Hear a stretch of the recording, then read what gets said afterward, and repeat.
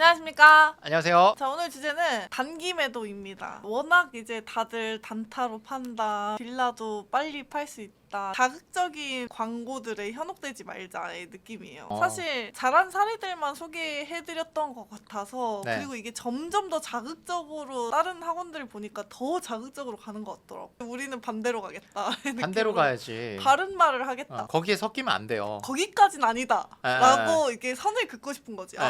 그 정도까진 아닌데 오히려 그런 느낌. 솔직함에 맞아. 매료돼서 또 오신다고. 그럼요. 네. 그래서 우리는 저 정도는 아닌데 라는 느낌으로 한번 컨텐츠 준비를 해봤고요. 네. 빌라 단기 매도, 저희는 수익률을 극대화하기 위해서 남들이 DP하는 빌라를 보고 있는데 네. 빌라를 단기 매도하기까지 수강생들의 평균 매도 기간 어느 정도 걸리는 것 같으세요? 체감 평균 체감으로는 한 4개월? 4개월? 정도 걸리는 것 같고. 잔금 기준 4개월, 네, 낙찰 받고 잔금에서- 한 6개월. 그죠. 잔금에서 잔금. 저는 무조건 돈 기준입니다. 돈이 그렇구나. 나가고 난 후부터 받는 데까지. 자, 이런 게 있어요. 사람들은 일반화를 좋아해. 내가 빌라 하나를 갖고 있는데 이게 안 팔리면 빌라가 안 팔리는 거야. 내가 못 파는 게 아니라 내 탓을 안 해. 3억짜리 빌라가 있는데 이거를 어떻게든 3억에 팔려고 하면은 6개월, 7개월이 걸릴 수도 있어. 근데 만약에 3억짜리 빌라를 내가 2억 5천에 내놓으면 똑같이 6개월, 7개월이 걸릴까요? 제가 뭘 말씀드리고 싶냐? 내가 시세 대비 얼마나 싸게 내놓느냐에 따라서 기간이 또 결정이 돼요. 저는 이제 보통 3개월 정도에 매도하면 잘했다라고 판단을 하거든요. 저는 항상 기준을 갖고 물어보죠. 사장님들한테 3개월 정도의 시간을 여유 가지면 얼마나 싸게 내놔야 거래가 되냐, 이 질문을 하거든요. 근데 내가 시세 3억짜리를 진짜 3억이나 또는 그 이상으로 팔려고 하면 1년이 걸려도 안 팔릴 수도 있어요. 그래서 제가 교육생들한테 항상 하는 얘기가 있습니다. 우리 물건이 가장 좋고 가장 싸야 된다. 대신 이제 가장 싼 게 2억 5천이 가장 싼데 우리 거랑 동일 평수가, 그거를 뭐 2억 2천, 2억 1천 이렇게까지 낮게 낼 필요는 없죠. 한 1,000만 원 정도 싸게 내놔도 제일 싼 거니까 내놓는 가격도 되게 중요한 것 같아요. 근데 뭐 우리 PD님이 질문하셨던 매도의 평균가라고 하면은 4개월 정도라고 생각을 해요. 그리고 이 4개월은 정말 우리 교육생분들이 저한테 배운 대로 보통은 다 금매 수준으로 내놓으니까 3, 4개월 정도는 걸리는 것 같아요. 평균은 한 4개월 정도. 제가 오늘 준비해온 사례들은 네. 비교적 매도 기간이 오래 걸렸던 것들이에요. 여기서 또 저희가 배울 점들이 있을 것 같아서 네. 매도 기간이 걸린 사례들을 준비해왔고요. 첫 번째 사례부터 같이 한번 보시죠. 부천시 다세대. 야, 부천은 진짜 매도가 쉬우면 낙찰이 어렵고 낙찰이 쉬우면 매도가 어려운 거거든요. 부천은 입찰 법정에 가보면 항상 사람들이 붐벼요. 그리고 빌라 입찰을 정말 많이 합니다. 왜냐면 그만큼 매도되는 건 확실하니까. 24기 교육생분이고 부천시 고강동에 있는 빌라를 낙찰 받은 거예요. 고강동의 UNI라는 다세대 주택이고 1억 7,600만 원에 작년 8월에 낙찰을 받으셨습니다. 언제 팔았냐? 2025년 7월 18일 날 매도를 하셨어요. 11개월이 걸렸네요. 2억 2,500에 매도를 하셨습니다. 매도 차익은 거의 5천만 원 가량으로 되게 좋습니다. 세전 매도 차익이 5천만 원이니까 훌륭해요. 근데 매도 기간이 거의 1년 가까이 걸렸으니까 대출이자 플러스 그 기간 동안에 보증금 10%가 묶여 있는 거, 그 기간 동안에 내가 다른 투자, 그 10%를 활용해서 다른 투자를 할 수 없이 묶여 있었던 것까지 합치면 보통의 물건과 크게 다르지 않은 거라고 생각합니다. 보통 하면 한 세전 3천만 원 정도라고 보시면 될 것 같아요. 대출을 또 90% 받으셨어요. 비용까지 제하면은 양도세, 중개수수료 약 1,500만 원 정도? 그러니까 세후로 한 3,500 정도 남으셨겠네요. 대출을 80%가 아니라 90%를 받으셨기 때문에 수익률이 확 올라가네요. 순수익이 3,340만 원인데 투자금이 3천만 원 정도 들어갔으니 이 수익률이 100%가 넘어가죠. 물론 훌륭하지만 11개월 동안 못 팔고 있었다는 그분의 얼마나 마음고생이 심하셨겠어요. 팔린다라고 조사를 해서 입찰했을 텐데 11개월 동안 안 팔렸을 때 좀 힘들지 않았을까. 저는 그랬을 때 이거는 뭐 개인의 선택입니다. 저 같으면은 가격을 좀 조정해서라도 좀 싸게 매도를 했으면 11개월까지 안 걸렸을 것 같거든요. 왜냐면 부천 쪽에 빌라 수요가 많은 거는 빌라 경매 하시는 분들은 다 알고 있거든요. 근데 제 생각에는 2억 2,500을 굉장히 강하게 고수를 하셨을 거라고 생각을 해요. 근데 그거는 잘못됐다고 할 수는 없어요. 그 가격을 결국 받으셨기 때문에 이거 목적을 달성을 하신 건데, 이제 웬만한 사람들은 정말 6개월 동안 집이 안 팔리면 가격을 깎아서라도 빨리 팔고 싶어 하는데 진짜 대단한 거죠. 본인의 조사 결과에 확신이 있으셨으니까 그런 거 아닐까요? 그렇죠. 그리고 아무래도 손님들이 가격에 내놔도 꾸준히 보러 오시지 않았을까 추정을 합니다. 왜냐면 손님도 아예 안 왔으면 가격을 무조건 낮추셨을 텐데 계속 이거를 고수하셨던 거는 꾸준히 이 가격에 손님이 와서 집을 보고 계속 고민하시고 하는 걸 보면서 이게 수요가 있구나 라는 거를 좀 11개월이 걸리면서도 확신을 갖지 않았을까? 그래서 저희 카톡 내용이 또 있어요. 2달 만에 계약이 됐었는데 아 그랬구나. 그러니까 좀 그 가격에 대한 확신이 좀 더 있으셨을 맞네. 수도 있을 것 같아. 빌라는 이런 경우가 많아요. 아무래도 매수하시는 분이 내 집 마련하는데 돈 자체가 많지 않은 분들이 많기 때문에 대출 심사했을 때 그게 제대로 안 되면은 계약을 하질 못하거든요. 이 경우도 아마 비슷한 경우인 것 같습니다. 2달 만에 같은 금액으로 계약이 됐었는데 매수자분 대출 심사에서 거절을 받고 환불을 해줬고 그 이후부터 시간이 좀 걸렸다고 합니다. 이게 한번 계약이 무너지면은 좀 오래 걸리는 경우가 있어요. 이게 타이밍이라는 거거든요. 이것도 결국 딱 한 명만 잡으면 되는데 그게 어긋나 버리면은 좀 오래 걸릴 수도 있습니다. 또 근데 이분이 이렇게까지 여유가 있었을 수 있는 이유가 전세 시세보다 싸게 낙찰을 받으셨다고 하네요. 전세 시세가 1억 9천인데 1억 7,600에 받았으니까 이게 저는 항상 말씀드려요. 이렇게 전세가랑 매매가랑 갭이 있는 동네는 매매가 조사하는 게 어려워. 그럼 전세가보다 싸게 받으면 무조건 매매가는 훨씬 더 차익이 크니까 3천 4천 이상은 남길 수 있거든요. 그런 점에서도 시세 조사할 때 저는 이 전세 시세 공시가 126%를 되게 중요한 축으로 둡니다. 가격 조사할 때. 이렇게 11개월 1년 가까이 걸렸는데도 수익률이 100%가 넘어간다는 거는 그니까. 또 의미하는 바가 큰 것 같아요. 11개월이 걸려서 손절을 하거나 남는 금액이 얼마 없었으면 이건 진짜 손실인 건데 수익률이 100%라는 건 진짜 말 그대로 3천만 원 투자금이 있었으면 내가 이걸 팔고 나면 6천만 원이 되는 거잖아요. 일하면서 12개월 동안 노동을 해서 번 게 아니라 그냥 대출이자는 나가지만 시간은 계속 소요가 되지만 내가 노동을 들여서 하는 게 아니니까 저는 충분히 본인의 마인드 컨트롤만 제대로 되면은 11개월이 걸려도 제대로만 팔면은 무조건 이거는 잘 받은 거죠. 결국 잘 받았냐 못 받았냐는 내가 얼마에 팔았냐를 보면 되니까. 두 번째 물건은 우리 현장에서 촬영도 했던 물건이죠. 안양시 만안구 박달동에 있는 다세대 주택입니다. 14.46평짜리 집이고 우리 내부까지 들어와서 찍어봤었죠. 그 발코니가 지붕을 덮었는데 베란다 부분이 굉장히 컸었던 다세대 주택이고 위반 건축 면적이 굉장히 컸었는데 위반 건축이 있다 보니까 입찰 경쟁이 거의 안 붙었어요. 유찰이 2번, 안양 쪽은 유찰 2번 되면 막 10명 이상씩 들어오는데 2명밖에 안 들어왔습니다. 그래서 우리 교육생분이 2억 2,900만 원에 낙찰을 받으셨고 이 물건을 결국 최종적으로는 2억 7,500만 원에 매도를 하셨죠. 세전으로 4,500만 원 차익이 있었습니다. 근데 이것도 마찬가지로 매도 잔금이 올해 6월이고 낙찰 받은 게 작년 9월이니까 대략적으로 봐도 한 8개월 정도 걸린 거거든요. 매도까지. 그래서 왜 이렇게 오래 걸렸나 했더니 역시나 이 위반 건축물을 그대로 끼고 가는 물건이었어요. 보통 이제 위반 건축 들어갈 때 위반 건축을 없애고 매도를 하는데 이분은 위반 건축 면적이 너무 좋고 너무 넓고 대출도 나온다고 하니 그거를 그냥 위반 건축이 있는 채로 매도를 하려다 보니까 시간이 좀 오래 걸렸죠. 비용들이 좀 많이 들어갔어요. 왜냐면 인테리어를 좀 공들여서 하셨었거든요. 등기 비용 440만 원, 복비 250만 원, 아마 인센티브까지 드린 것 같아요. 대출이자 7개월 490만 원, 관리비 7개월 31만 원, 입주 청소 22만 원, 도배 93만 원, 인테리어 220만 원, 그리고 명도 대행 55만 원, 이사비 300만 원. 이렇게 해서 총 합친이 1,900만 원의 비용이 지출이 됩니다. 4,500 중에서 1,500을 빼니까 실제 남는 건 2,500 정도 남게 되겠죠. 그리고 낙찰을 2억 2,900에 받았는데 대출 80% 감안해서 6,500 정도 들어갔을 것 같아요. 투자금 6,500만 원 들어가서 2,500만 원 정도를 남겼으니까 수익률 한 30% 정도 될까요? 그리고 8개월 이상 걸렸으니까 기간도 무시할 수가 없고요. 이 물건 같은 경우는 지금 세전 차익 4,500이지만 비용들이 많이 나가다 보니까 반토막이 나게 되는 경우고 이게 원래 위반 건축이 없었으면은 잘 팔렸을 텐데 아무래도 일반 매수자분들이 위반 건축 빨간 딱지가 붙어 있다 보니까 그 부분이 좀 우려스러워서 계약을 빠르게 못했다고 해요. 그리고 실제로 이 물건은 대출도 잘 나왔고 매수자분께도 같은 대출을 연결해 줌으로써 대출 80% 받는데 문제 없도록 만들어줬다고 합니다. 그럼에도 위반 건축이 그냥 있기 때문에 사람들이 그냥 불안해가지고 매수를 잘 안 해요. 그래서 좀 매도하는데 오래 걸린다. 이 물건 같은 경우는 위반 건축물이라는 위반 사항을 해결하지 않고 매도를 했기 때문에 오래 걸렸다. 근데 만약 해결을 했다면 아마 제 생각엔 4개월 이내로 매도가 되지 않았을까 싶어요. 이 빌라 경매가 이렇게 오래 걸려도 돈을 벌 수밖에 없는 거는 이미 우리가 매도할 수 있는 금액이 결정돼 있기 때문입니다. 지금 조사하신 자료들을 보면은 조사하신 가격들에 다 결국 엑시트를 하시거든요. 근데 중요한 거는 그 기간인 것 같아요. 어쨌든 수익률이라든지 매도한 거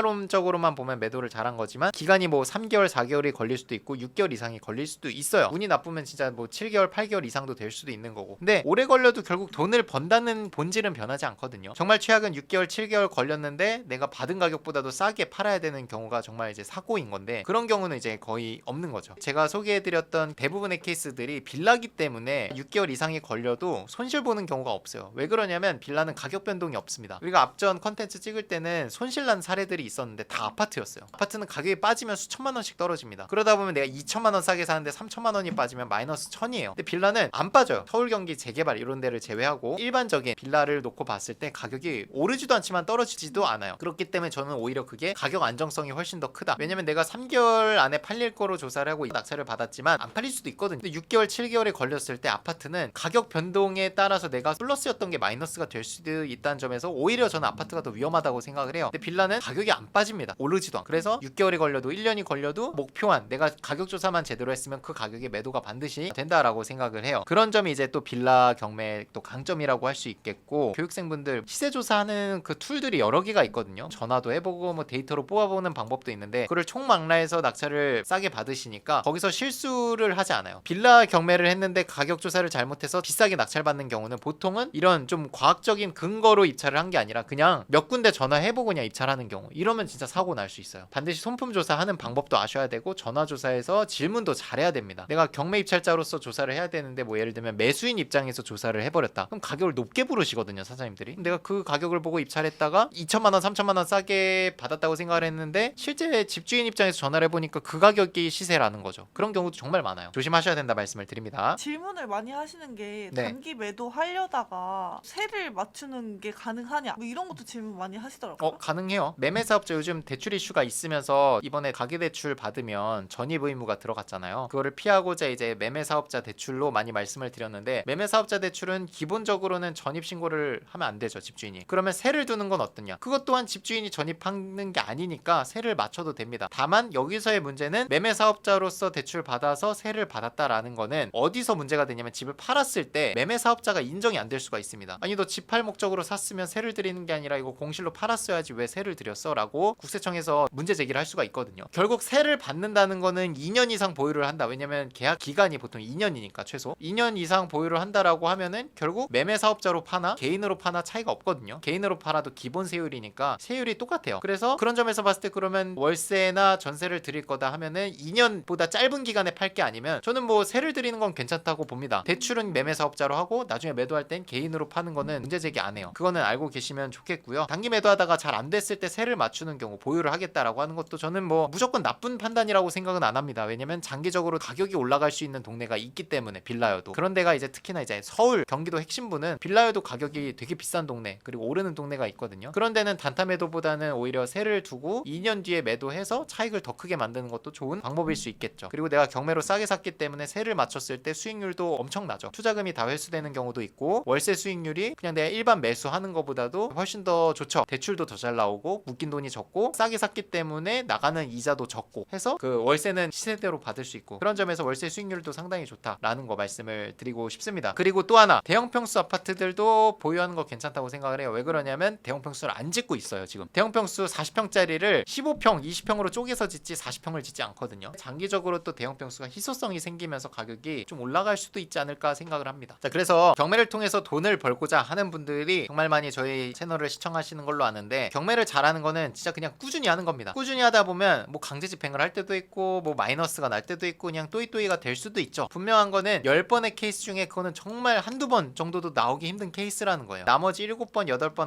9번은 다 수익이 될 겁니다. 그거를 계속 꾸준히 하고 반복하다 보면은 1년에 3천만 원, 4천만 원 단타매도 한두 건으로 만드셨던 분들이 2년 차에는 6천만 원, 7천만 원으로 가고, 그러다가 이제 좀 보유하면서 가져가다 보면 다주택자가 되시고, 그러다 보면 이제 취득을 했을 때 취득세 중과 부분이 있다 보니까 이제 상가 쪽으로 가야 될까 아니면 NPL로 가야 될까 이런 고민을 하게 되면서 좀 더 남들이 보지 않는 투자 방법을 고민하게 되시는 것 같아요. 그러면서 저는 전문 투자자로 성장한다고 생각을 하거든요. 이 취득세 중과라는 걸 나쁘게만 생각할 게 아니라, 내가 우물 안에 개구리가 되지 않도록 어떻게 보면 국가에서 강제적으로 새로운 투자처를 찾아라라고 채찍질을 하는 거라고 생각을 해요. 그렇게 긍정적으로 받아들이면 내가 더 좋은 투자자가 될 수 있는 거거든요. 근데 만약에 이 취득세 중과가 없었으면 진짜 내가 계속 빌라 투자만 하고 있었겠죠. 근데 취득세 중과 덕분에 내가 NPL도 해보고, 상가도 해보고, 지식산업센터도 해보고, 여기서 물론 하다 보면 또 손실이 날 수도 있지만 적어도 경매로 하는 거는 손실이 일반 매수보다는 훨씬 더 적어요. 경매를 통해서 회복할 수 있는 것도 정말 많이 있습니다. 예를 들면 제가 일반 매수로 3억 손실 난 거를 이번 올해 상계 처리를 다 하고 있잖아요, 경매로. 그런 것들을 보면 아, 경매라는 수단이 있으면 내가 손실 난 것도 충분히 메꾸고도 남겠구나. 그래서 싸게 사는 게 정말 큰 의미예요. 내가 반복적으로 투자할 수 있는 것도 있는 거거든요. 단타 매도를 하기 때문에 또 투자할 수 있는 거고, 아니면 새로운 투자처로 볼 수도 있는 거고, 이런 새로운 영역으로 가는 거에 좋은 수단이 된다라는 거, 경매가. 그런 것들을 통해서 꾸준히 하다 보면 내가 어느새 아파트 빌라만 하던 내가 상가를 하고 있고, NPL을 하고 있고, 새로운 것들을 하고 있다. 이런 교육을 계속적으로 우리 리치스쿨에서는 만들어 가고 있으니까, 처음엔 빌라 경매로 기초를 쌓으시지만 나중에는 2년 뒤, 3년 뒤에는 차량 경매도 하시고 하시고 MPL도 하시고 상가도 하시고 건물도 하시고. 자, 그래서 우리 정규 강의는 정말 이제 기초, 중급, 심화 이런 게 없고 그냥 정규 강의 하나로 다 끝냅니다. 빌라를 가지고 7주 동안 교육을 하고요. 마지막 7주차에 아파트에 대해서도 말씀을 드릴 것 같아요. 실거주자 입장에서도 그 7주 교육을 들으시면 아, 내가 이 정도 가격을 쓰면 되겠구나라는 기준을 잡아드릴 예정입니다. 앞서도 말씀드렸지만 경매는 꾸준히 해야 되고 그 말은 한 건으로 인생이 바뀌지 않는다라는 거예요. 2건, 3건, 4건 하다 보면 강제 집행을 한다든지 점유자랑 다툼이 일어났다든지 아니 입찰가 하는데 뭐 고민이 된다든지 그런 고민들이나 문제 생긴 것들을 방어해주고 조치해주는 기관인의 역할이 또 중요하거든요. 그런 역할을 저나 법무사님이나 세무사님 다 전문가분들이 섭외되어 있기 때문에 우리 시스템을 활용해서 여러분들이 경매 투자하는데 손실 나는 거를 막는 게 저희가 제공하는 어떤 서비스 가치라고 생각을 합니다. 그래서 저희 교육기관에 와주시면 적어도 손실 나는 거를 저희가 최대한 막아드릴 거고 한 건으로 인생이 안 바뀌기 때문에 2건, 3건 하면서 또 생기는 문제들을 저희가 또 해결해 드리는 이 값어치를 생각한다면 이 정규 강의 수강료가 아깝다고는 생각을 안 해요. 우리 기관을 이용해서 여러분들이 더 큰 투자자로 성장할 수 있게끔 저희가 만들어 드릴 거고 저희는 진짜 평생 교육이고 여러분들이 1기든 아니면 10기든 20기든 다 똑같이 저희가 피드백을 해드리고 있고 모든 혜택들을 다 제공을 해드리고 있으니까 빨리 들으실수록 더 좋은 강의, 더 빨리 만들어진 강의들을 다 들을 수 있겠죠. 그런 것들이 진짜 혜택이 아닌가 저는 생각을 합니다. 좋습니다. 오늘 고생 많으셨습니다. 고생했습니다.